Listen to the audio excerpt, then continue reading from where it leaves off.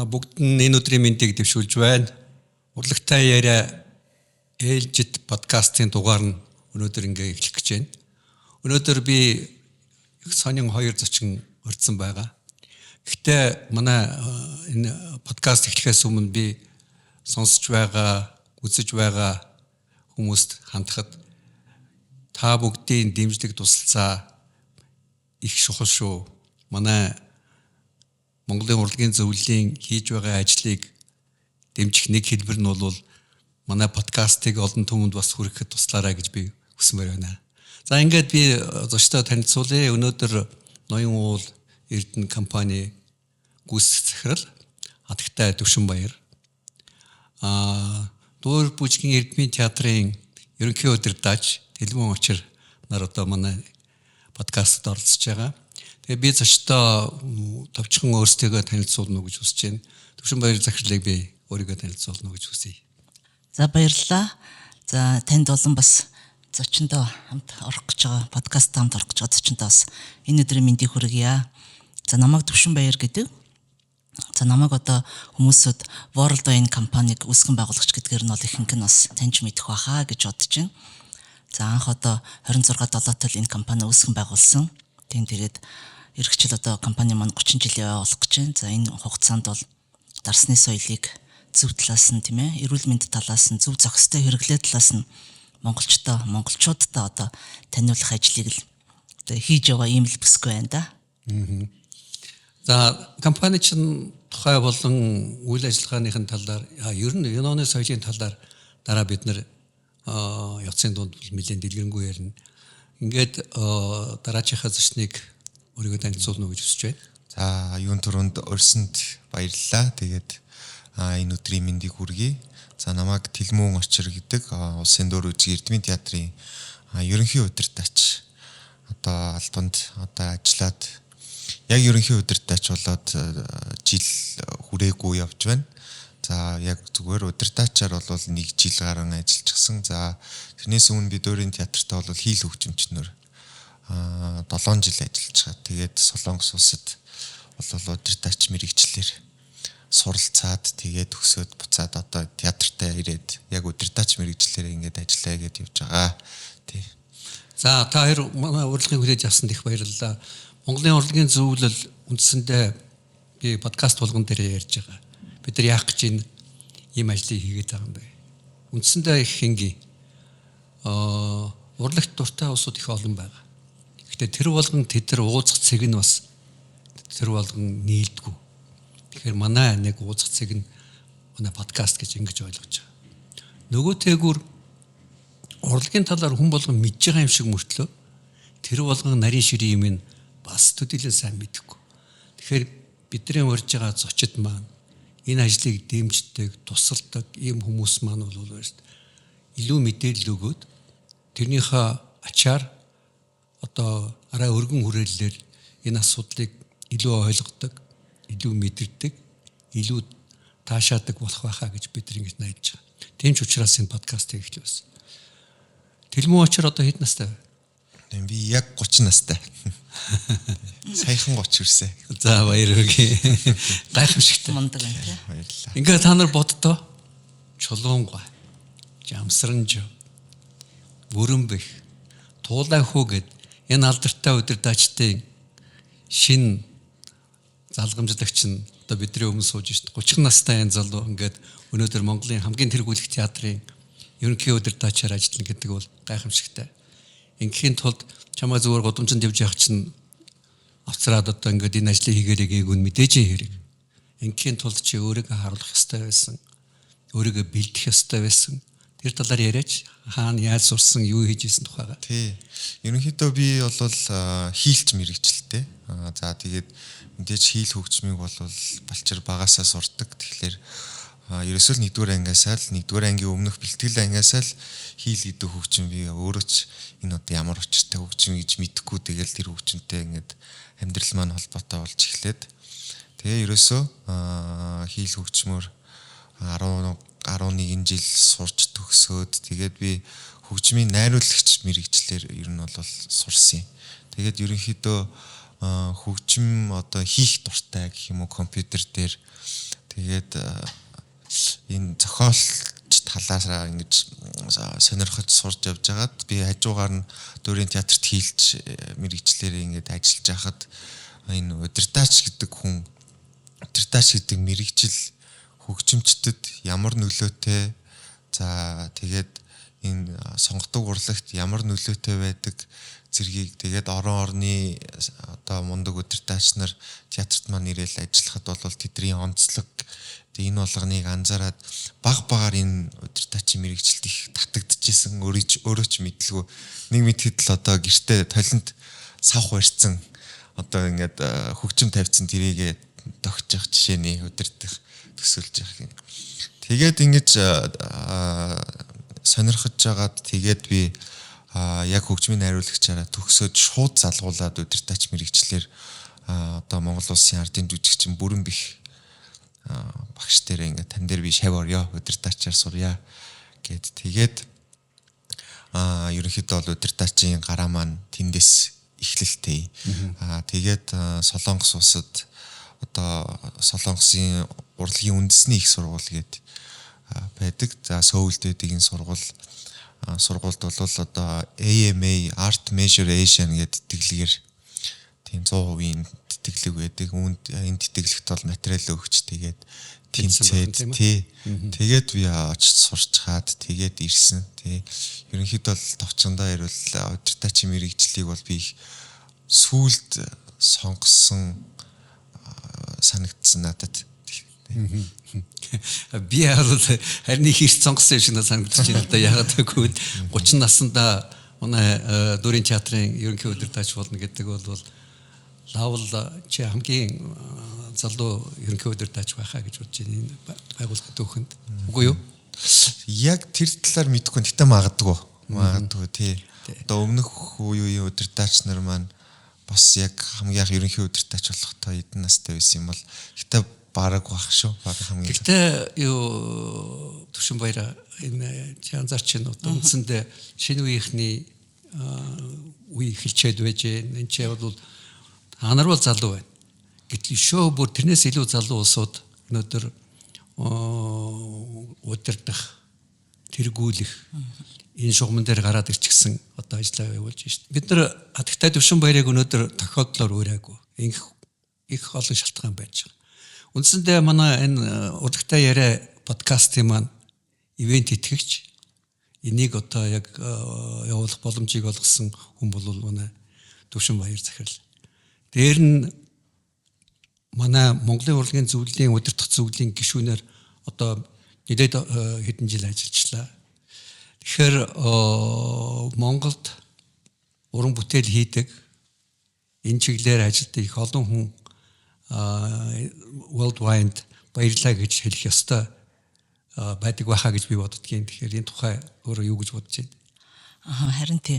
Ер нь бол яг би яг Монголын урлагийн зөвлөлтөг 10 жилийнх нь ойн босгон дээр яг хамтарч ажиллаж эхэлж байсан. За 10 жилийн ойн хүрээндээ одоо 10 том төсөл хөтөлбөрийг хэрэгжүүлээгээд зориод Ариуна захирал манд тухайн үед гүйцэтгэх захирал байсан. За тэгээ одгөрлөлтэй одоогийн гүйцэтгэх захирал одгөрлөлтэй хамт ирж уулзаад маш олон гоё төсөл хөтөлбөрүүдийг надад танилцуулж ирсэн. Тэгээ тэрний дотроос нэг төсөл хөтөлбөр нь онцгой миний сэтгэлдлийг одоо гжигдсэн гэх юм уу. Тэр нь бол одоо соёл урлагийн их сургууль маань дандаа одоо гадны том бүтээлүүдийг улсын шалгалтын дээр тоглолтгийн байна л да. Гэтэл одоо манай Монголын томоохон одоо төлөөлөл одоо Жанцсан оргоо шаргуун бүтээл одоо байдаггүй байсан юм байна. Одоо яг тэр шалгалтанд зориулсан. Тийм ээ төгсгөдөд тоглох. Тэгэхээр тэр хоёр хүнээр одоо маш гоё бүтээл гаргуулъя. Тэгээ тэр одоо бүтээлийг нь одоо дэмжиж ажиллах ийм төсөл байсан. Тэгээ би бас өөрийгөө хувь заяатай гэж боддөг юм. Тэгээ би тэр төслийг нь одоо анх аваад бас очиж уулзаад Жанцсан оргоо шаргуутай хоёулантай нь уулзаад тэгээ тэр хоёр маань их гоё хоёр бүтээл гаргаж өгсөн. Шаргуу бол яг төгөлдөр хуурын гоё бүтээл гаргаж өгсөн соёл урлагийн их сургуульд. Жанцсан оргоо бол Валенчило гэдэг 8 хүүхдийн хамтлагтай нөгөө нэг том морин уур гэдэг шүү дээ. Тий, Леон жил. Тий. Тэр хамтлаг зориулсан маш гоё аялгау гэдэг бас бүтээл тойроод.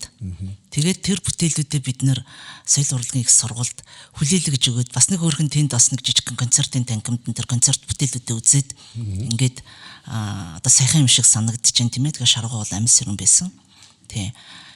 За тэр тэндээс л одоо Монголынхаа урлагийн зөвлөлтөд одоо салшгүй холбоотой ажиллаж байна. Тэгээд 2 жилийн өмнө 20 жилийнхаа ойг тэмдэглэсэн. Тэгээд энэ бүх хугацаанд бол жил болгон л манай компани аливаа нэг тийм ээ жижиг болон томоохон урлагийн зөвлөлөөсөө зохион байгуулж байгаа жижиг том төсөл хөтөлбөрүүдийг бол одоо ивент итгээд дэмжиж ингээд андаа хамтарч ажилладаг. Тийм. За тэгэхээр саяны өөрөө чи ярьсан энэ жишээ бол үндсэндээ зөвхөн одоо хоёр хөгжмийн зохиолчийн ажлыг дэмжих төдийгүй энэ бол одоо манай өсч төрнөх шинэ уран бүтээлчдийн гарааг нэхлүүлэхэд маш том үүрэг үүсгэсэн. Түүгээр зүйл барам үндсэндээ бол манай энэ соёлын уурхай болсон Суисийн одоо тэр санд нь бол бас хувь нэмэр оруулсан ажил болсон байж тээ. Тэгэхээр ахаад баярлалаа гэж хэлье. За юу Тэлмочра маш энгийнээр одоо симфони найрал хөгжим гэдэг маань бол шүү дээ. Юу юм бэ? Энэ тухай яриад байгаа чи ямар бүрэлдэхүүнтэй байдгийг, ямар бүтцтэй байдгийг хүмүүс ингээл хараад байхад л бол шүү дээ. Нэг л олон хүн суучхаад тэгээд л хөгжимдөөд байгаа харагддаг шүү дээ. Одоо хэрвээ ингээд энгийнээр тайлбарлаа гэх юм бол энэ тухай өөрөө юу гэж хэлэх вэ? За симфони найрал хөгжим маань ерөөсөө л дотроо 4 групп байгаа. Утсан хөгжмийн групп. За одоо бид бүхний сайн мэддэг хийл, виолончел, контрабас, эрдүү хийл. За тэгээд үлээвэр групптэй дотроо 2 гуйл модон үлээврийн групп гэж байгаа. За үүнд бол одоо флейт, кларнет, габой, фагот гэдэг хөгжмүүд. Одоо тэгээд гуйл үлээвэр буюу бас бидний мэдих одоо турба, тромбон, валторн, түб гэж хөгжмүүд. За тэгээд цохор хөгжмийн групп. Тэгээд босоо ятга буюу арфа орж ирээд ингээд энэ группүүдээс нийлээд симфони оркестр маань үүсэж байна. За бүрэлдэхүүний хувьд бол хийл бол дотроо 1-2 дугаар хийл буюу 1-р хийлийн групп нь одоо харах юм бол удирдаач зүүн гарт талд байгаа тэр одоо 2 игнэ байна уу 3 игнэ байна уу. За тэгээд ингээд тэр талд байгаа хийлчд бол 1-р хийл. Үндсэндээ симфони оркестрийн гол бүтээлүүдийн тэр нөгөө гол аялгау тэр бүхнийг ер нь 1-р хийл ихэнх нь тоглож идэг. За 2-р хийл бол илүү ритм тэр хөгжмийн нөгөө одоо ритм болоод темп одоо тэр босод тэгээ мэдээж аялгаунд дээр хамсарч орох гэх мэт. Ингээд ер нь бүх групп нь өөр өөрсдийн үүрэгтэй. Тэгээд хөгжмийн зохиолчд маань тэднийг бас их онцлогоор нь ингэж гаргаж бүтээл төрүүлсэн байдаг. За симфони найрал хөгжим бол үндсэндээ хэдэн хүний бүрэлдэхүүнтэй байх юм бол одоо төгс төгөлдөр гэж үздэг. Ер нь хөгжмийн зохиолоос шалтгаална. Одоо жишээ нь Моцартын симфони тоглолоо гэхэд бол бид нэг учиргүй 60-70 хүний бүрэлдэхүүнтэй байвал бас их цохимжгүй болчихно. Эсвэл одоо Малер гэдэг Германы хөгжмийн зохиолчийг бол одоо 30-40-ээс суучаад тоглол яагаад хүрэхгүй гэдэг юм. Тэгэхээр хөгжмийн зохиолч маань өөрөө угаасаа юу яатсан байдаг л та. Тим хөгжимд хэдэн ширхэг тэр хөгжимд хэд бичсэн байдаг. Гэхдээ ерөнхийн нэг стандарт нь болвол оркестр бол нэг 55-аас 60 хүнтэй. Хүний бүрэлдэхүүнтэй байдаг. Одоо манай дүүрийн театр тийм манай дүүрийн театр бол одоо 55 орчим хөгжимчтэй.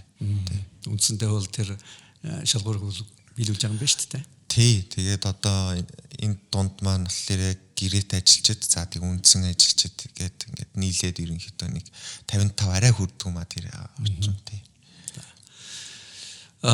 Манай төвшөө маань бол Монголд их чухал ажил хийж байгаа гэж би хувьдаа боддог. Яагаад гэвэл одоо энэ дарсны соёл сониос дарс гэж хэлэх хэрэгтэй юм уу? Вино гэж хэлэх хэрэгтэй юм уу? Вайн гэж хэлэх хэрэгтэй юм уу? Яг вайн гэхэр бас англи нэршил нь. За тийм. Тийм вино бид нар мэдж байгаа орос нэршил нь. Тийм. Тэгэхээр монгол нэршил бол би бол дарс гэж ярьдаг. Ааха. Тэгэхээр дарс гэж хэлэх нь бол монгол хэлэндээ зохимжтой. За тэгвэл дарсны соёлыг одоо Монголд үнэхээр Монгол хөрсөнд буулгаж байгаа хүн бол тэрний одоо төвчэн бол манай төвшин баяр захиралтай World Wine компани байж байгаа. Яаж яваад ер нь энэ бизнес руу орсон бэ? Энд чинь яг үндсэн мэргэжил чи юу вэ? Миний үндсэн мэргэжил бол би одоо Германы Дрезден хотод байдаг техникийн их сургуулийг нэхмэлийн инженер мэргэжлэр төгсөж ирсэн. Бар хаамаагүй хөндлөнгийн мэргэжил. Гэхдээ инженер гэдэг бол бас шаггүй. Түүнийг одоо төгсөхөд бол бас л их тохоо үедээ бол дээд тоо хитэн жилч үзчихсэн тийм ээ. Тэгэхдээ ягаад би өнөөдөр дарс руу альтарсан гэхээр яг Монголд би 94 онд төгсөөд буцаж ирэхэд Монголын зах зээл дээр ер нь бол дарс байгаагүй. За манай ээжнэрийн үед бол уул нь бол портвен дарс ч юм уу тийм ээ Оросоос орж ирдэг дарс байсан. Тэгээд яг нэг 90 онд нэг шилжилтийн явц одоо үүснээс хойш бол Монголын зах зээл чинь бас бараа бүтээгдэхүүний бас нэлээд хомсдолтой байсан шүү дээ 90-ад оны ихээр. Тэгээд би төгсөж ирчээд ягаад одоо Монголын зах зээл дээр юм дарс байхгүй нь гэд бодоод тэгээд ер нь бол Германд буцаж очиод би ер нь бизнес хий гэдээ ер нь шийдсэн дотроо. Тэр үед бол бизнес гэж ярьдаггүй байсан шүү. Яг үннийг хэлэхэд баг 8 гэж хэлэх нь л холгүй байдаг байсан. 90-ад оны ихэр тий. Тэгээд яалтчгүй л одоо хамгийн анхныхаа би ч олон ч ярилцлаган дээр бас ярьжсэн та Сангрэ дарсаг бол анх оруулж иржсэн. Энэ бол маш зөөлөн одоо жимсний бүтцтэй, эсхэн грацтай ийм бүтээгдэхүүн анх оруулж иржсэн. Тий ингээл одоо тэр цагаас хойш л ингээд энэ бизнес рүү ингээд өөрөө ирэхгүй одоо хүсэл эрмэлзлээр л орсон гэсэн юм л дээ тий. Дэлмөө очроо удирдаач гэдэг чинь ер нь ямар хүн юм бэ? Одоо замын цагдаа юм уу? Эсвэл бол одоо жинхэнэ лидер юм уу? Ер нь хөгжимчтэйгээ яаж харьцах ёстой юм? Энэ тухай яриач. Тий. Удирдаач унд яг хоёр чадвар авах хэрэгтэй. Нэг нь болвол яг мэрэгчлээ эзэмшсэн, зөв ёсоор нь эзэмшсэн. Тэгээд өөрийн ур чадвар, яг мэрэгчлийн ур чадвар. Хоёрдугаар зайлшгүй байх зүйл нь бол манлайл. Тэгэхээр манлайл дотроо бол энэ сэтгэл зүүн, тэгээд бусдыг ямар сэтгэл санаатай байна, хэр ядралттай байна хөгжимчт маань, дуучид маань гэдэг юм уу. Энэ хөгжимчин, энэ дуучин юм итгэхгүй байна гэдгийг анзаарч мэдэрсэн юм нэг юм бас нарийн ийм одоо харилцааны мэдрэмж байх хэвээр. Тэгээд үүн дээрээс үндэслэж бусдыгаа манлайлж тэр бүтээлийг амьлуулж чадна. Гэхдээ үүнд бол мэдээж удирдаачийн ур зүй буюу одоо яг мэрэгжлийн ур чадвар. Мэрэгжлийн ур чадвар дотроо болвол нэгдүгээрт тэр биеийн хилэмж. Энийг бол яг удирдаачийн техник гэсэн. Тэгэхээр энийг бол сургуульд мэдээж сурдаг.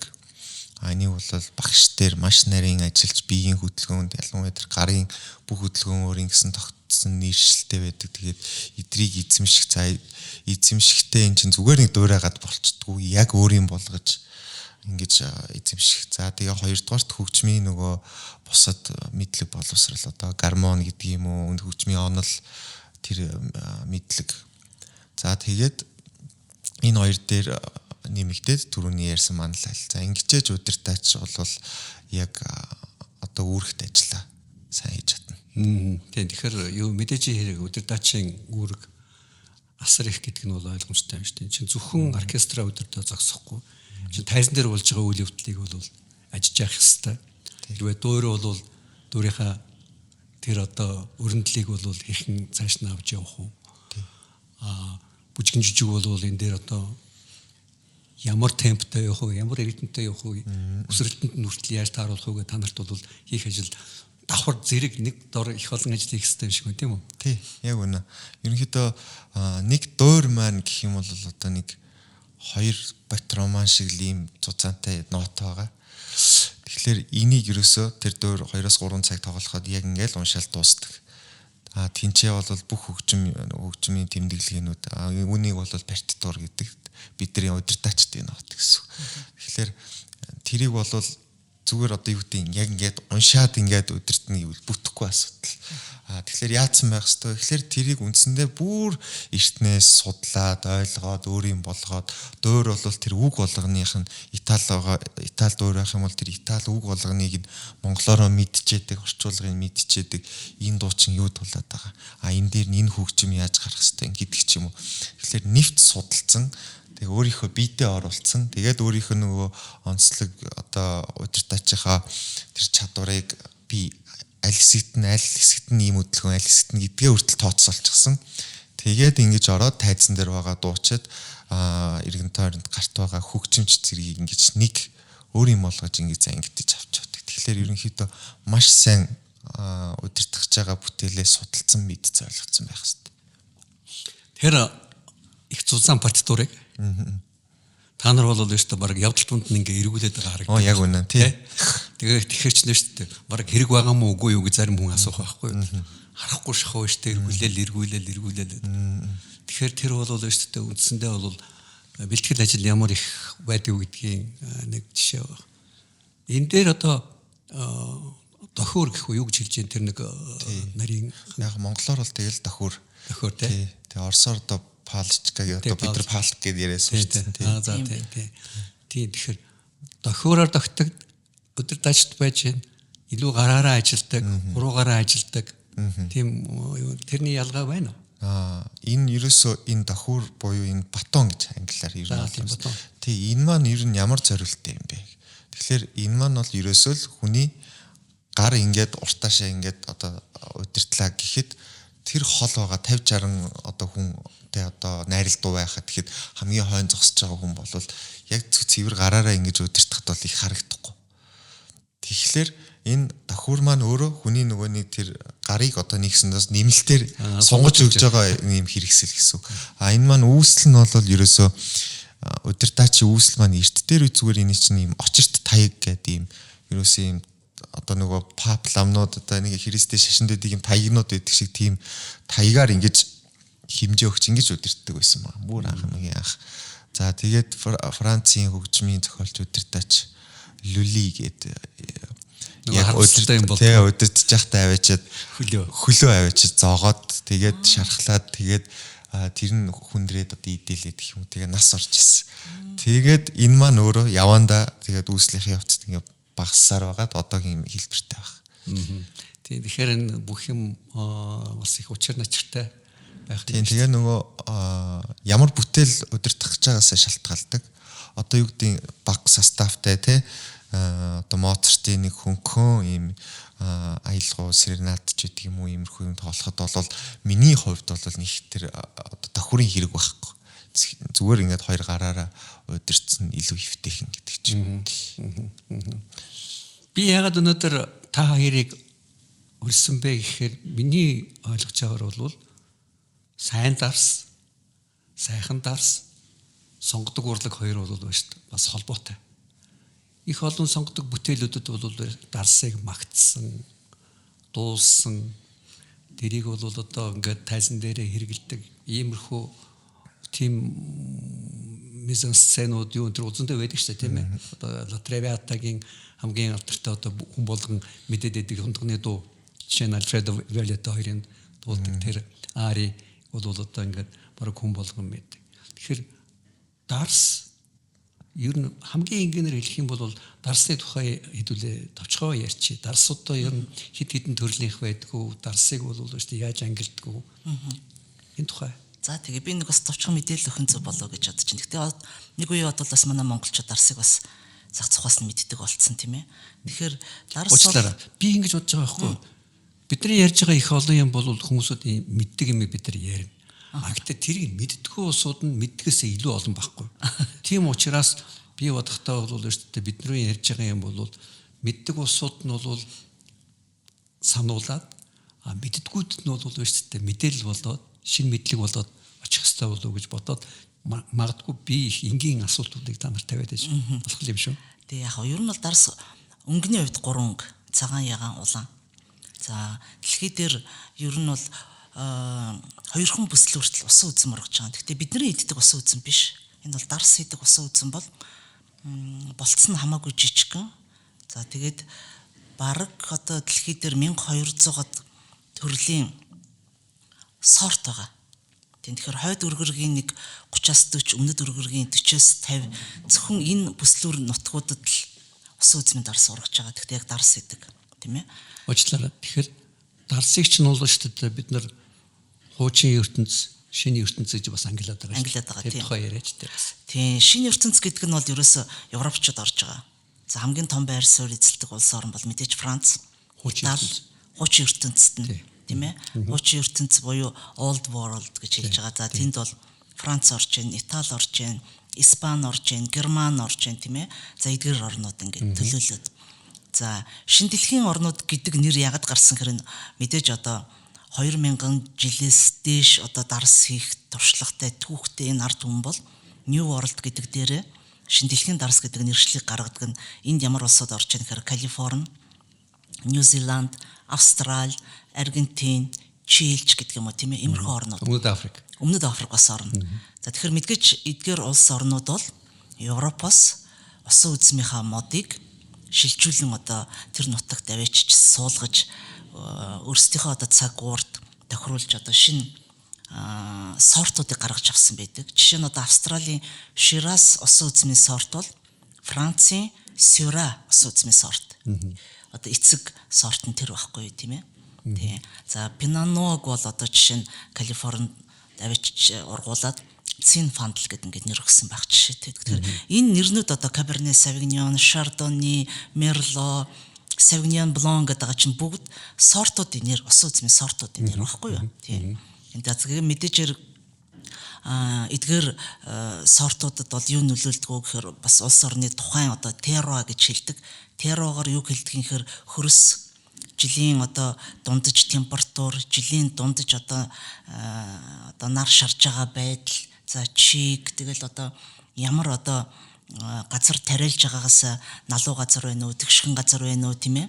Эндээсээ шалтгаалаад улс орон болгоны тэр битгий ил одоо нэг одоо бордо мужид хүртэл голын наан цаана усан үзмнүүд нь өөр үнэр амттай ургадаг учраас дарс болгоны одоо үнэр амт бол өөр байдаг. Энэгээр дарс өөрөө их тийм садан бүтээгдэхүүн. Тийм. Яг Cabernet Sauvignon-ыг бол одоо Merlot усан үзм хоёулын ижилхэн голон усан үзмийн сорт шүү дээ. Гэхдээ өөр үнэр амттай. Тэгээ өөр жоохон өнгөтэй эднэр байдаг. Тийм.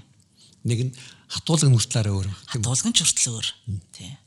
Жишээ нь одоо Merlot усан үзмийн сортыг бол жоохон эмгтээлэг усан үзмийн сорт гэж хэлдэг. Яг тэгэхээр илүү жимслэг ийм рунд буюу одоо нэг юм тийм илүү тийм хурц үнэр амтгүй байдаг. Cabernet Sauvignon жишээ нь усан үзмийн сортыг бол аягүй эргэтэлэг усан үзмийн сорт гэж хэлдэг. Одоо чинь миний өнөөдөр энд одоо зочдтой бас зориулаад авчирсан дарс маань бол Calvaire Reserve Cabernet Sauvignon Bordeaux дарс байж байгаа. За тэгээ бас мэдээж Merlot усан үзмийн сорт орсон ийм бүтээгдэхүүн байж байгаа. Тэгээд илүү одоо амт нь бол Cabernet Sauvignon жоохон хүчрхэг ийм хуурай. Тийм. Жимслэг ийм дарс байдаг тийм.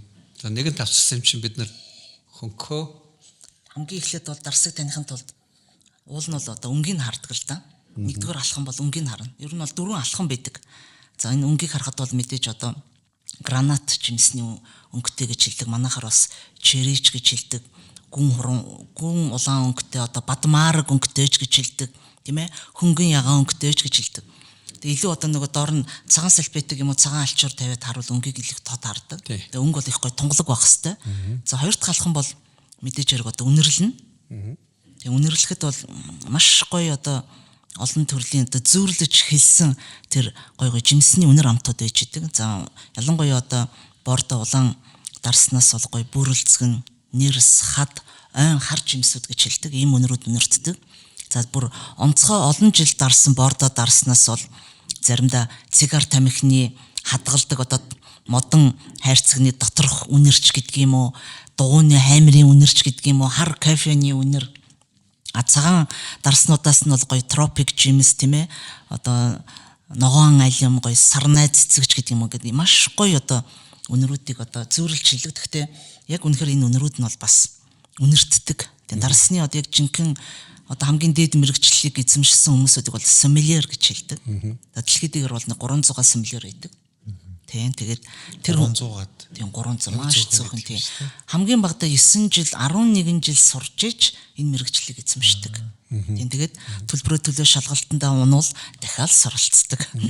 Тийм. Тэгээд энэ хүмүүсүүд бол ерөөсөө үнэрлээд өнгийг хараад ямар нутгийн одоо аль бүс нутгийн ямар усан үзмийн сортын хэдэн оны дарс вэ гэдэг бол хэлж чаддаг. Ийм мэрэгчл байдаг тийм.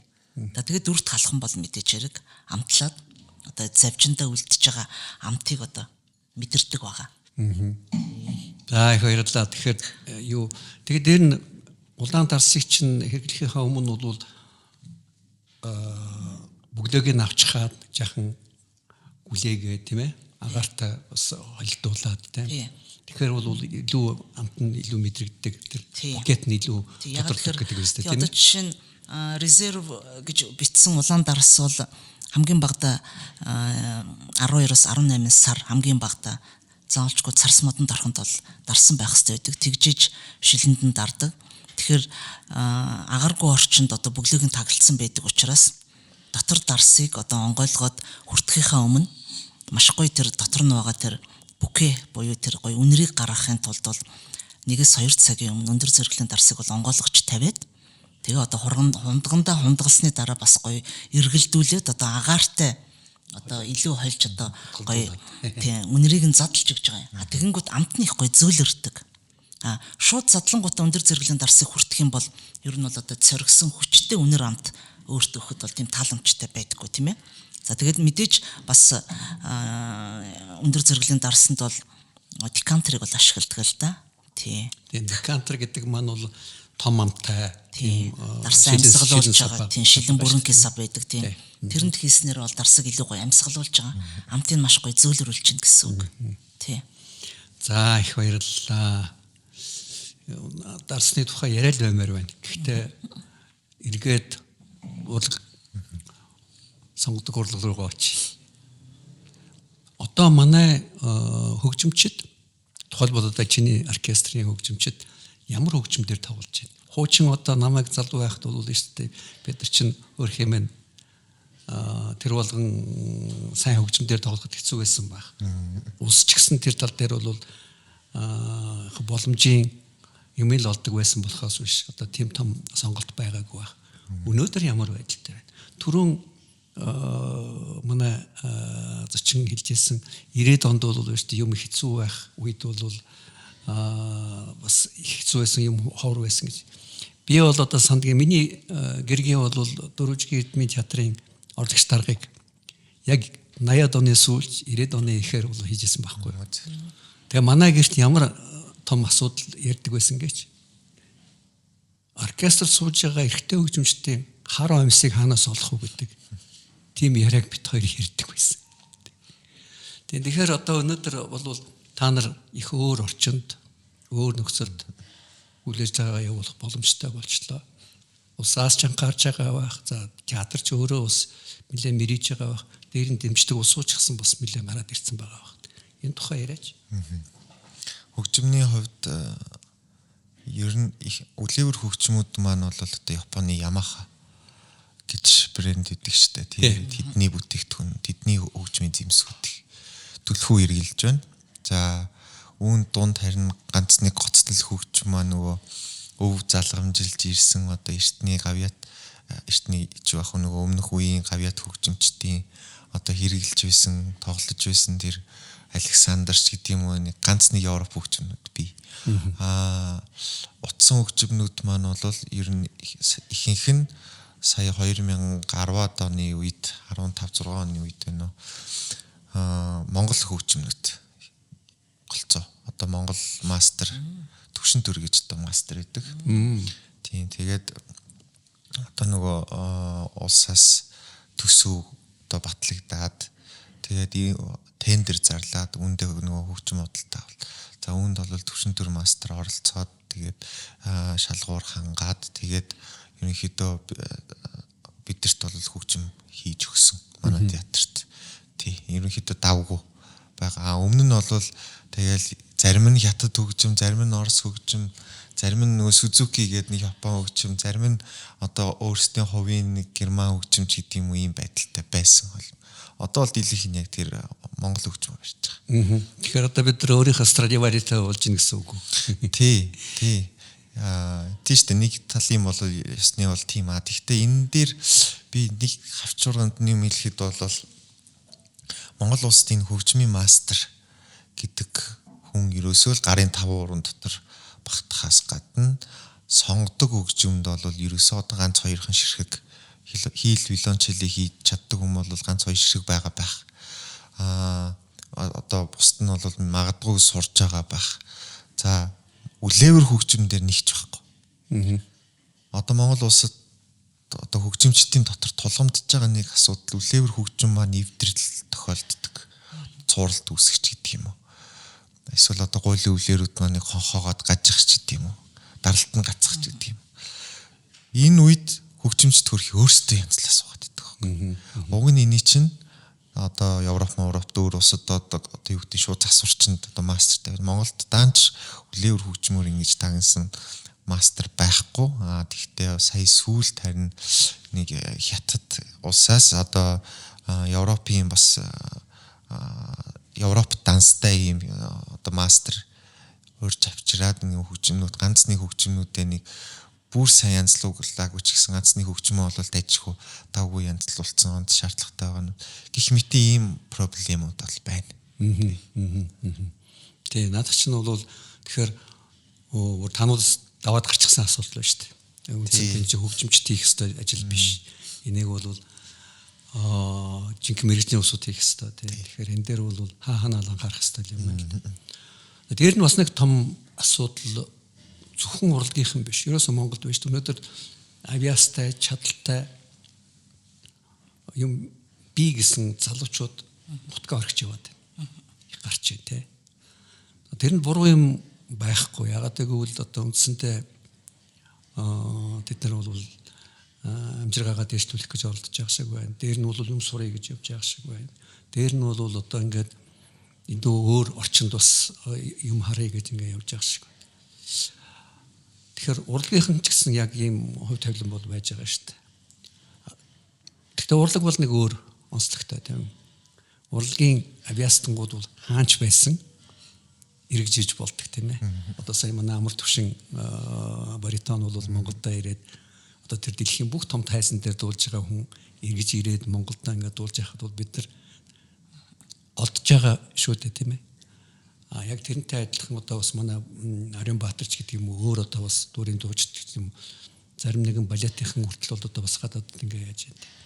Тэгэхээр ер нь энэ залуу чадaltaй уран бүтээлчдийг бид нар энэ чинь бэлдэх, тогтоох тал дээр ер нь юу хийх ёстой гэж өөрөө бодож байгаа юм.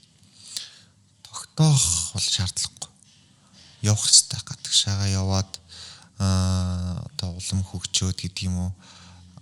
Энэ нь өөрөө ямар миний бодлохгүй ямар нөлөөтэй вэ гэхлээр дэлхийгээр хэрвээ нэрчин цурайтаад тий тэгээд Монгол улсад энэ мэрэгчлээ эзэмшсэн.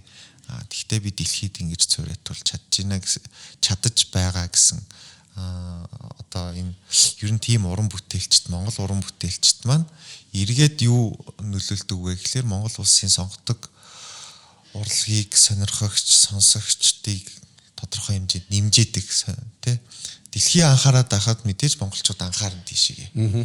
Тэгэхээр ингэж нэмжээдэг гэж би боддог. Эдрийг бол тогтоож барьна гэхээсээ илүүтэйгээр улам л цаашаа хөгжүүлээд явуулах ёстой. Гэхдээ нөгөө талаасаа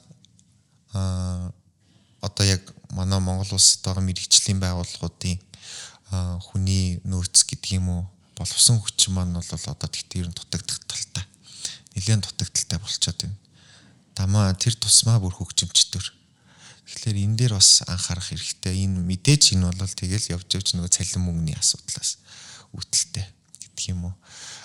Тэгээд дээрэс нь энэ боловсролын системд одоо энэ урлаг тэр тусмаа одоо энэ зам мэдээж манай Монгол үндэсний урлагууд маань байна.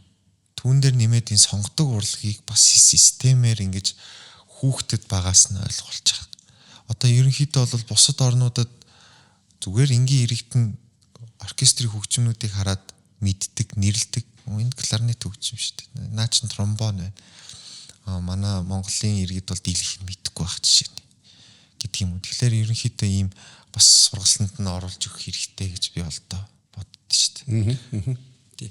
Төрөвчийн подкаст дээр би бас ярьжсэн байхгүй. Намайг одоо хүүхэд байхад тэр дээр бол илүү анхаардаг байсан. Бид нар бол 10 жилийн хүүхдүүдийг бол заавал улиралд юм уу, сард юм уу, нэгээс хоёр удаа дурын театр руу, драмын театр руу, хүүхдийн театр руу, хүүхдийн театр руу авчдаг. Тэгээ бүр ингээ очиод үздэг ангаараа сургуулаараа ингээ явчихдаг гэдэг байсан. Одоо тэрийг хийдэг сургуулиуд байгаа байх. Хийдгүү сургуулиуд нь дэндүү олон байгаа байхгүй. Тэгэхээр энийг бол өөртөө хаана анхаарах ёстой болов уу гэж нэгдүгээрт гэж ойлгож байгаа. Хоёрдугаарт манай одоо урлагийн зөвлөлийн биднүүдийн хийж байгаа нэг ажил бол өөртөө бид нар энэ дээр их анхаарч байгаа байхгүй. Хүүхдүүдэд энэ талын мэдлэгийг өгөх, энэ шаардлагатай номыг орчуулах, хэвлүүлэх, тараах. За тэгээд өөртөө ингээд сурталчлах гэсэн ийм ажлаа. Тэгэхээр энэ дээр бол бид нар бас хамтарч ажиллах ёстой байхгүй. Биднийхээ ажлыг бас дэмжиж, дээр нь бид нар ч гэсэн бас хийж байгаа ажил дээрээ тэр бүгдийг бол тооцоолох ёстой л одоо юм да. Энэ дээр одоо ер нь бизнесийн бол чухал үүрэгтэй байхгүй тийм ээ. Тий. Тэгээд би зүгээр сая хувьдаа дотроо юу гэж бодсон гэхээр ер нь ажиллах хүчний хомсдол урлагийн салбарт ч тэр бизнесийн салбарт ч байгаа. Тийм ээ. Ер нь бол залуучууд маш их гадагшаа гарч байгаа нь үнэн. Тэг хүнийг одоо яг тантай бас санал нэг байна л да. Хүн хөгжиж боловсрыг гэж явж хахад бид нэр одоо болохгүй гэж одоо ярих өнөөдөр бас утгагүй л болчиход байна л да. За бизнесийнхэн бид нэр яадаг вэ гэхээр өнөөдөр бид нар нэгдүгээр татвар төлөгч нар ажилчдынхаа цалин нийгмийн даатгал шимтгэл одоо тэгэл одоо манай компани хэл бол одоо онцгой татвартайгаа нийлүүлэх юм бол 10 хэдэн төрлийн татвар төлж байна. Гэтэл бол улсаас бол эргээд одоо бид нарт өгж байгаа дэмжлэг гэж бол юм байхгүй шүү дээ. Тэгэхээр бизнесийн байгууллагын өнөөдөр жишээ нь одоо манай компани бол Монголын урлагийн зөвлөлтөд хамтарч ажиллахаас гадна одоо хувь хүн, уран бүтээлч, яруу найраг, утга зохиол, яруу найраг, за одоо тэгэл зураач хүмүүсүүд тийм ээ, хувь хүмүүсүүд гэл ингээд манай одоо тоглолтоо хийх гэж байгаа том ухан уран бүтээлчд хамтлагууд гэл одоо үнэхээр манад маш их ханддаг. Тэр бүгдэн дээр нь бид нар аль болох гэж дэмжиж ажиллахыг хичээдэг. Яагад гэвэл тийм ээ бид нар өөрсдөө Монголынхаа зах зээл дээр л ажиллаж амьдарч байна. Тэгэхээр бид нар цөөхөн шүү дээ. Бид нар ч одоо дөнгөжний 3.5 сая хүн амтай тийм ээ. Тэгээ одоо тэр өндөр хөгжилт Европын орнуудыг яриха байлиг гэхэд тийм ээ.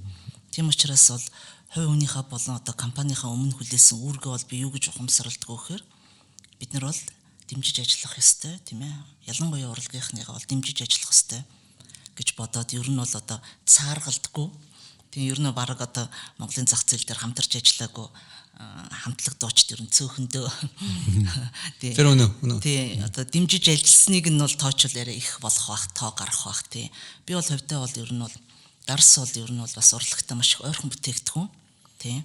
Тийм учраас өөрөө бас их соёлтой бас хэрэглэх юм бол их зөв хэрэглээ шүү дээ. Тэгэхээр бол энэ талаагаа бас бодоод аливаа одоо уран бүтээлчдийг бол үргэлжил одоо дэмжиж ажилтдаг байгаа тийм. За баярлалаа. Яг дарс гэж ярьснаас хүн одоо дарс хэрглэж бид нар сурж байна. Гэхдээ тэр болгон дарсыг яаж сонгох вэ гэдэг дээр шүү дээ. Бэлэн хариултууд байдаг. Маш товчхон, маш энгийнээр хэрвээ өөрөө зөвлөх юм бол юу гэж. Би айгүй хүмүүсд ер нь надаас асуудаг юм. Нэг дарс сонгомоор хэлж өгөөч гэдэг. Тэгэхээр би ерөөсөө 3 асуулт тавьдаг юм. Ямар өнгөн дуртай вэ? Цагаан, ягаан, улаан. За улаан дуртай гэх юм бол за өөрийн чинь амт яг ямар амт байна аа? Жимслэг байна уу, хуурай байна уу, эсгэлэн байна уу, гашуун байна уу тийм ээ? Тэр одоо яг өөрийн хүн болгоны өөрийн бас нэг амт гэж байдаг. Тийм ээ? Амтлах мэдрэмж шал өөр байдаг. Зарим хүмүүсүүд чихэрлэг амтанд дуртай, зарим хүмүүсүүд эсгэлэн амтанд дуртай, тийм ээ? Илүү одоо давсархаг хоол ундан дуртай хүмүүсүүд ч байдаг. Огт цайгаа давсгүй удагч ард хүмүүс бас байгаа шүү дээ. Зарим аймагуд тийм ээ. Тэгэхээр яг тэднийг мэдж байгаа л тэгээд сонголтыг нь хэлж өгдөг. Тийм тэгээд ер нь бол өөрийнхөө амтыг олчих юм бол маш зөв юм байна.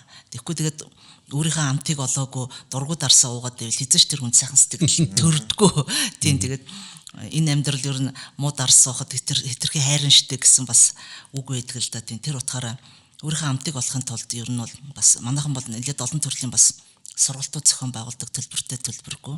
Тийм эсвэл одоо бас сонголт хийгээд нэг манай одоо залуучуудаар заалгуулад тэгээд нэг одоо нэг орой бол хүний одоо дарс амтлах чадвар бол 5-6 төрлийн л дарс амтлах чадвартай. Тэрнээс илүү бол одоо амталж чаддаггүй. Тэгэхээр яг тэг сонгосон одоо өөрийнхөө бас миний амт байж магадгүй гэсэн дарснуудыг сонгоод амтлах юм бол тэр дундаас заавалжгүй өөрийн дуртай амт бол гараад ирдэг юм. Тий. Тэгээд тэр сонгосон амт бол одоо аль ч хоолн дээр бол цогцдог гэж одоо үздэг л дээ. Тий. Энэ дээр нэмээд хэлэхэд би өөрийнхөө туршлага бас гэх юм уу та. Мэдээж хэрэг ямар учраас өнөөдөр чи дарсыг сонгож байгаа юм бэ гэдэг чинь их чухал байхгүй. Хэрвээ зүгээр одоо ингээд нэг хоол идэнгүүтээ гэр бүлийнхаа хүрээнд ч юм уу ингээд яхад бол бид нар ямар ч энгийн нэг тийм дарсыг сонгоход бол энэ үхэнд тийм ээ. Тэр бол нэг том асуудал биш. Тэгээд заавал үнэтэй ч биш.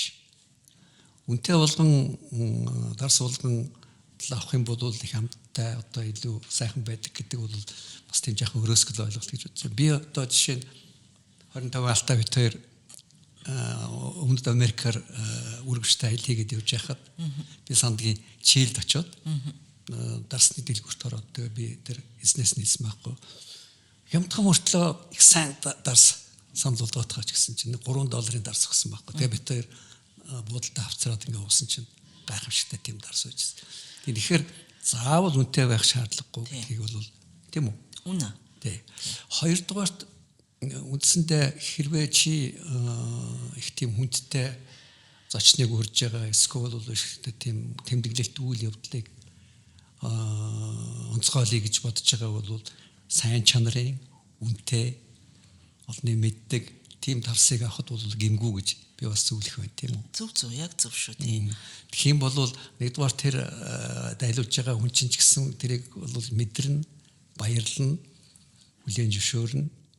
Нөгөөтэйгөр бол чи ч гэсэн өөр сэтгэл үеийг тийм сайхан байна баха гэж ингэж ойлгож байгаа. Тэгээд дарсны тухай би сая энэ подкастт бэлтгэхдээ бол өөртөө манай Монголд ер нь дарсны тухай яаж мэдээлэл авч болох юм бэ гэдээ би бас сая сонирхлоо л да. Тэгээ ингээ харсан чинь энэ их сайхан ном гарсан юм биш үү? Винопедия гэдэг. Энийг бол тэр Батбелиг гээд залуу бичсэн. Тэгээд энэ Батбаяр тацуг хамтран бичсэн. Их мэдээлэлтэй монгол хэл дээр бол за гадаад хэл дээрх номын тухай би ярихгүй. Дээр нь тэр нэг бас нэг Винопедия гэдэг нэг YouTube дээрх цуврал байна шүү дээ. Нилээн олон. Тэр чинь бас их хөөрхөн цуврал болсон юм байна. Тэгээд тэрийг харчгаад ямар ч байсан хүмүүс тэндээс мэдээлэл авч болох юм байна гэж. За тэгээд дээр нь сая өөрөө хэллээ. World Wine-ийнхэн бол одоо ингээд ийм төлбөртэй үнгүүч гэсэн тийм сургалтуудыг явуулдаг юм байна. Тэгэхээр тэр бол их чухал гэж. Тэгэхээр мэдээлэл авах одоо тэр их сурвалжууд нь бол Монголд бий болцсон юм байна гэж ингэж харж байна тийм. Тэгээ ялангуяа яг одооны залуучууд бол бүгд англи хэлтэй болсон. За англи хэл дээрээс одоо Google дээр тайх юм бол одоо дарсны богино бөгөөд урт одоо видео бичлэг тийм ээ тэгэл одоо унших эсвэл одоо үзэж харах маш их одоо мэдээллийн сувгууд бол маш олон болцсон.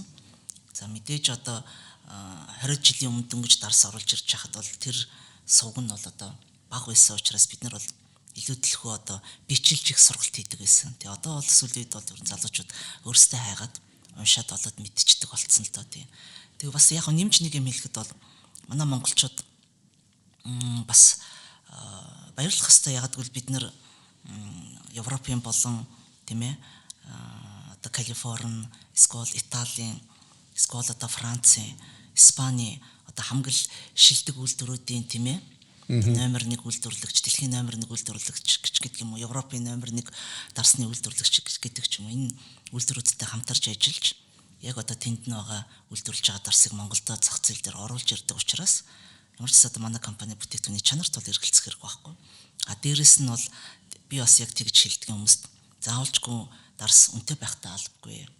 Тийм ээ. Өнөөдөр 30 40 50 мянган төгрөгөнд бол маш боломжтой, маш гоё чанартай дарсыг бол өнөөдөр аваад уухад бол ямар ч асуудал байхгүй. Ийм л одоо болцсон иймэрхүү л одоо цаг үе байгаа. Ийм журнал хүртэл байдаг болсон мөлий шүү дээ.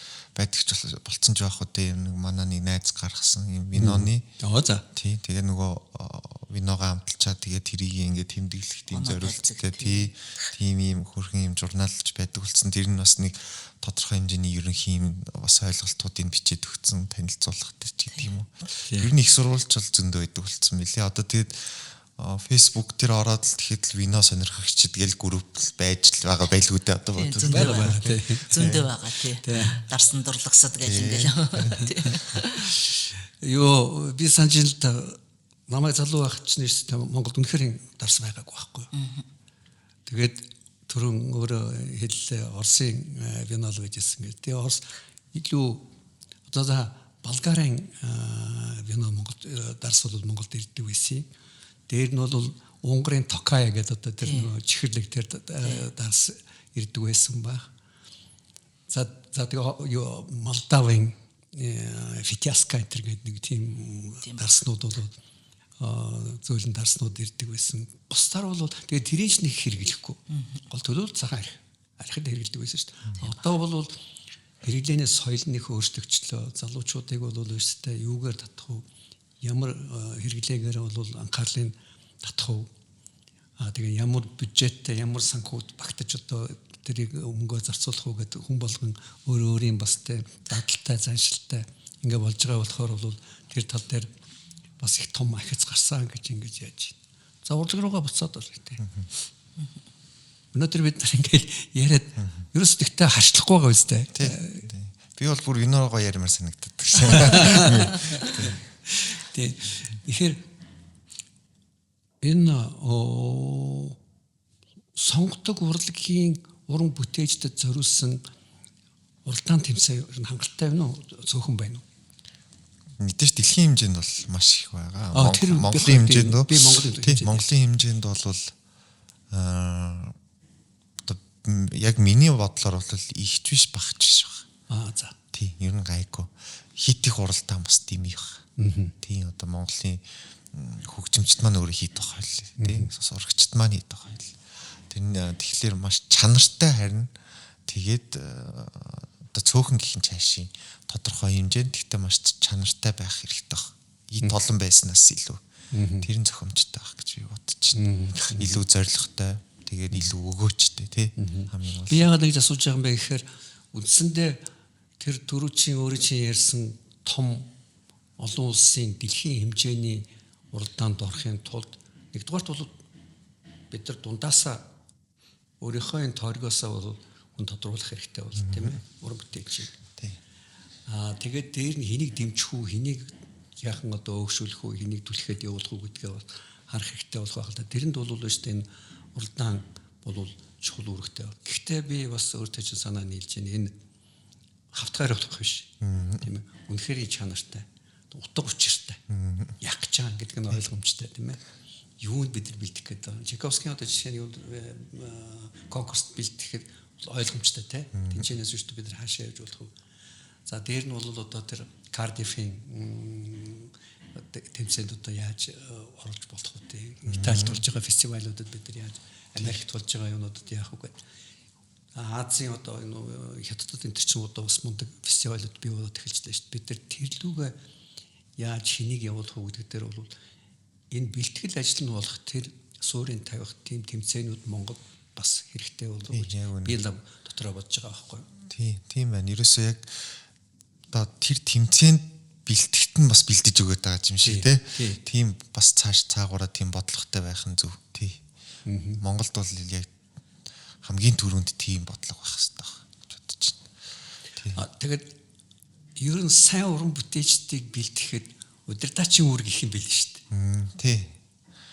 Тийм тэглүү яг нөгөө одоо удирдаач бол яг тэр нот чинь наадах чинь 16-ад наа чинь 4-т нот гэхээс илүүтэйгээр илүү нөгөө мюзикалны буюу яг хөгжимлөх тал дээр нь ажил энэ хэсэг дээр нь ийм мэдрэмж ингэж гарч байгаа учраас наад хэсэг чинь ингэж явах хэвээр ингээд үзгээд тэгээд нөгөө удирдаач өөрөө юу уран бүтээлчдийнхээ онцлогийг сайн мэддэг байх хэвээр.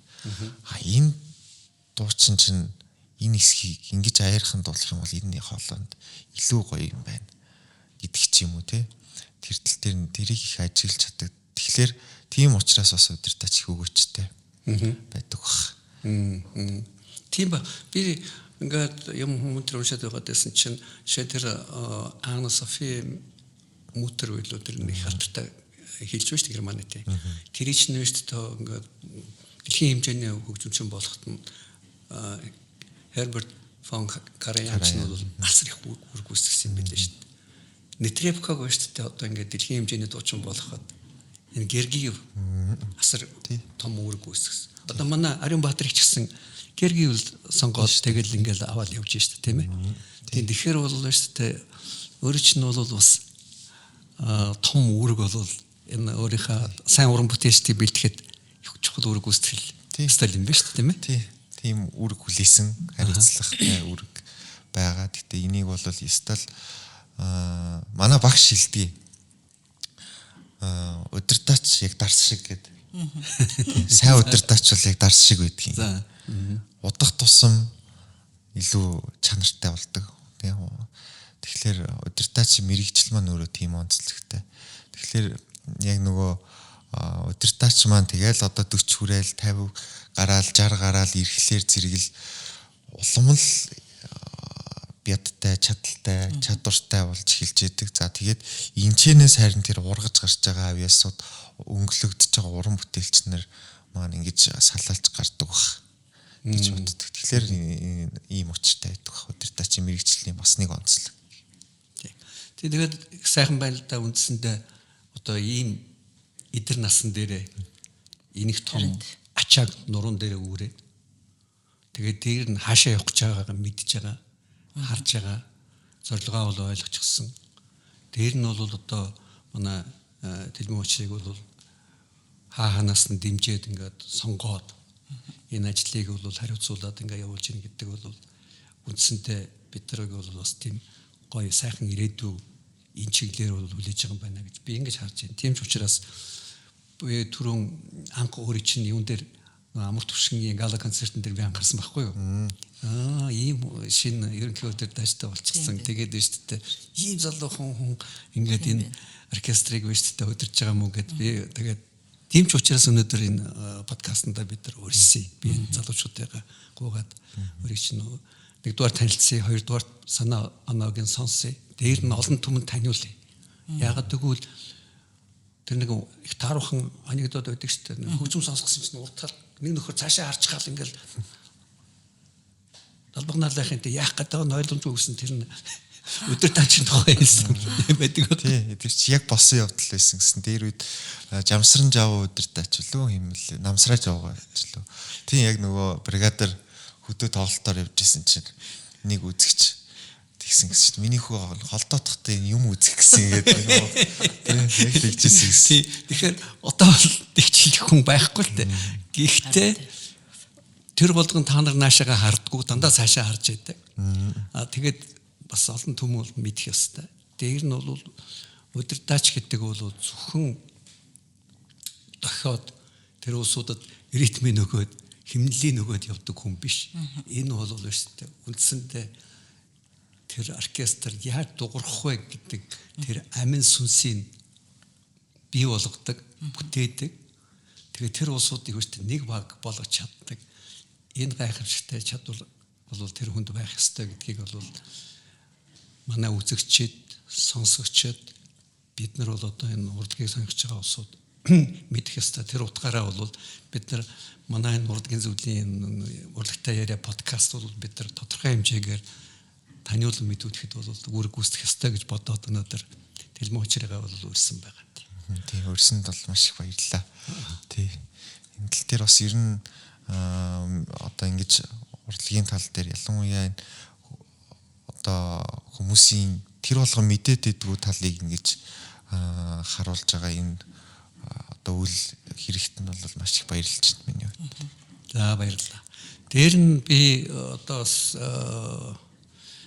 Төвшинбаяртай их баярлалаа. Яагаад гэвэл эцсийн эцэст та нар шиг хүмүүс байхгүй бол өөртөө зөвхөн одоо төрийн дэмжлэгээр, төрийн бодлогоор за тэгээд дээр нь зөвхөн уран бүтээлчдийн хүчин чармайлтаар бол өөртөө урлаг хөгжигдөх хэцүү. Энийг бол сайхан сэтгэлтэй, боломжтой, болцоотой энийг ойлгодог, мэдэрдэг, дээр нь дэмждэг хүмүүсүүдийн оролцоо бол асар их чухал. Тэгэхээр энэний төлөөлөл гэдэг утгаар нь би бас олон хүн мэдээсэй гэж. Өөрөө бол ингээл очиод би тэрнийг дэмжсэн, би энийг одоо спонсорлсон гэл ингээл яриад ивэл болохгүй шүү дээ. Чадахгүй, өөрөө тэгчихгүй тийм. Тэрийг бол би мэдчихэв. Бид нар ямар нэгэн хэмжээгээр бол шүү дээ. Ийм хүмүүс байгаа учраас өнөөдөр манай подкастыг World Wine дэмжиж байгаа юм. Тэмч учраас шүү дээ энэ подкаст маань бол одоо ингээд оршин тогтнох суурин тавигдаад ингээд явж байгаа. Тэгэхээр бас баярлалаа, талархлаа. Намайг бас урьж оролцсонд баярлалаа. Тийм. Би тэгээд нэг тэлмэндээ нэг бас өөрийнхөө зүгээр бодлыг хэлье гэж бодож байгаа. Тийм цаг байгаа бах те. 5 минут тийм. Яг хөө бид нар одоо яг ингээд ажиглаад байхад дөөр маань зүгээр яг сүүлийн үед маш их баг балет тоглож байна. Маш их баг опера тавигдж байна тийм ээ.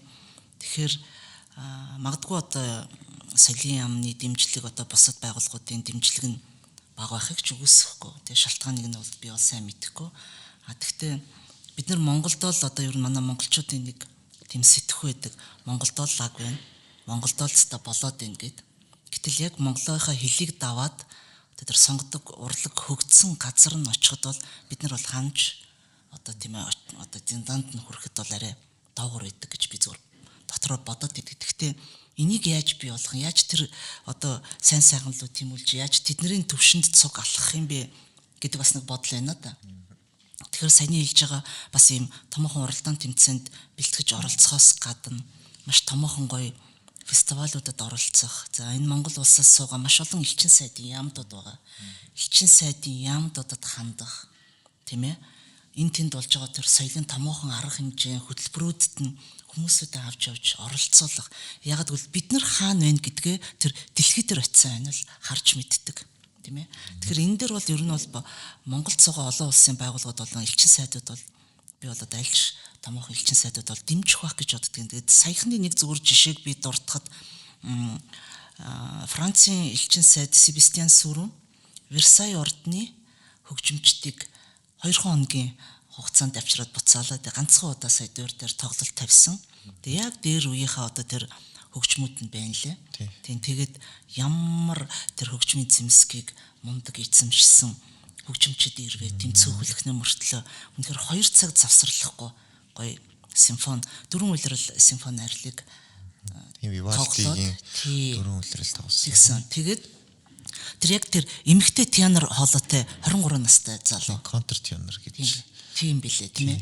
Анхудаа нарийн цэл. Бүр аягүй нарийн цэл болоотой. Би одоо эрэгтэй дуучдыг одоо оперын дуучдыг би бүдүүн баргил хоолойтой л гэж бодсон чинь эрэгтэй өнөөс тийм хоолой гарахад үнэхээр жоохон цачсан л та тийм.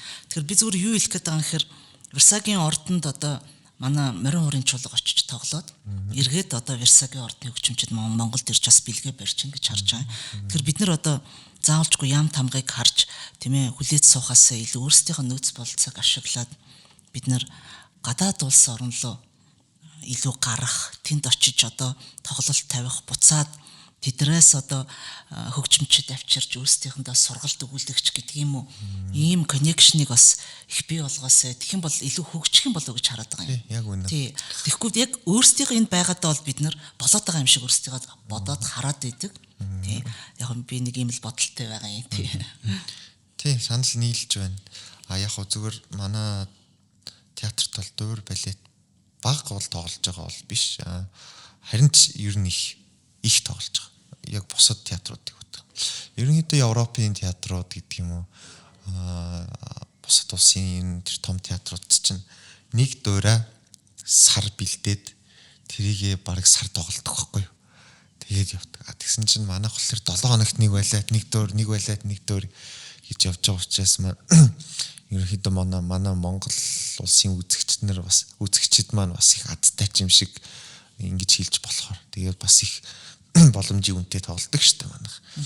Тий нэгдүгээр тийм. Гэхдээ нөгөө талд юу алдагтаад идэг вэ гэхлээр нөгөө уран бүтээлийн чанар одоо тэр баг хугацаанд тийм олон юм тул дээрэс нь энэ хөгжимчдийн ачаалал хөгжимчд бол өөр дээр нь ч тоглоно, балет дээр нь ч хөгжим тоглолдог тийм ээ. Тэгэхээр энэ ачаалал дээр бас их анхаарах хэрэгтэй байдаг. Тэгээд дээрэс нь үүний сацуугаар таны нөгөө түрүүний хэлсэн одоо энэ гатгшаага connection те юу байна? Энэ болгоныг мэдээж заавал ингэж салхи оруулах гэдэг юм уу? Им явж явах хэрэгтэй. Гадны улстай ингэж хамтарч ажиллаж явах ёстой тий. За ингээд бид нар үндсэндээ өнөөдрийнхөө ажлын төлөвлөгөөг биелүүлчих шиг боллоо. Мэдээ юм ярьлаа. Санаа авах зүйлч хинт нь байгаа байх гэж бодож байна. Тийм учраас та хоёр дахь баярлалаа. Яг бацаад хэлэхэд бидэрт ер нь шүү дээ тэр яг жинхэнэ урлагаа хийж байгаа улсууд, урлагийг сонирхож байгаа улсууд, урлаг сонирхдаг улсууд хоорондоо илүү уулзж явах хэрэгтэй, ойртож явах хэрэгтэй, бие бинийгээ сонсч явах хэрэгтэй, тэндээ санаа оноо авч явах хэрэгтэй. Тэгээд цаашаага юу хийх вэ гэдгээ уран бүтээлчд нь бодох. Яаж дэмжиж болох вэ? Дэмжих их амархан шүү дээ. Адгийн наад захын л шүү дээ. Засалбарыг аваад очиход тэр танхим дүүрэн үзэгчтэй байхад л бол шүү дээ. Энд чинь их том дэмжлэг байхгүй юу? Тэгэхээр би үзэгчтэйг бол шүү дээ. Бити та нар байна шүү дээ. Хоошоо суугаад байгаараа. Түрүүн Тэлмүү хэллээ шүү дээ. Энэ манай ах бол шүү дээ. Харьцангуй бид нар шүү дээ. Боломжийн үнээр үйлчилж байна гэж. Тэгэхээр энийг бол шүү дээ бид дээд зэрэгээр ашиглах хэрэгтэй. Харин ч миний ажиллаад байгаагаар бол энэ манай балетын одоо билет их ховруулаад байгаа юм шиг байна шүү дээ. Тий шүү. Тий. Ховрдоод байгаа. Балет бол балетын үзэгчдэд бол айгүй их болцсон. Тий. Балет бол сайн үзэж байна тий. За дуурай бол шүү дээ би үзэж бас манай дуурч гэсэн яг тийшээгээл явж явах шиг байна. Аажмаар тий. Тэгээ их сайхан шин залуу өрн бүтээлчд гараад ирж байна. Гэхдээ гаднаас биш удирдаач авцрах, гаднаас биш найруулагч авцрах, гаднаас бол биш зураачийг авцрах. Тэгээ энэ бүгд бол биш их хэрэгтэй ажил. Яг тэгвэл бид нар тэр салхи оруулна гэдэг шүү дээ. Шинэ амьсгал оруулах гэдэг бол асар их чухал. Тэрний ачаар бид нар арай өөр өнцгөөс юмыг харах, арай өөрөөр мэдрэх, та нар ч гэсэн шинээр сэнэглэгдэх. Тэр болцоо бол бий болж байгаа байхгүй. Тэгэхээр энэ бүгдийг хийхэд бол бид нар ч гэсэн нэг багш авсрахт нь шүү дээ манай урлагийн зөвлөл бид нар хийж байгаа шүү дээ бас тэр ажлыг. Тэгэхээр энэ дээр хамтран ажиллах бол бас болцоонууд байгаа байх гэж бодож байна. Дөрөв театрынхантайгаа зөрүүлээд бас уран бүтээлчтэй явуулах дээр нь ч гэсэн бид нар бас тодорхой хэмжээгээр тэр болгон чадахгүй ч гэсэн хийж байгаа. Тэгтээ бол бүр тийм бодлоготойгоор хийх ажлыг бол шүү дээ хаана бодох хэрэгтэй юм бэ гэж бодож байна. За ингээд өнөөдөр сайхан дарсаар дайсан Төвшин баяр захиралтай баярлалаа. Зөндөө их сайхан зүйлийг ярьж биднэрт одоо урам харилсан, бидэрт итгэл төрүүлсэн манай Тэлмүү очиртаа бас баярлалаа. Баярлалаа. За тэгээд манай энэ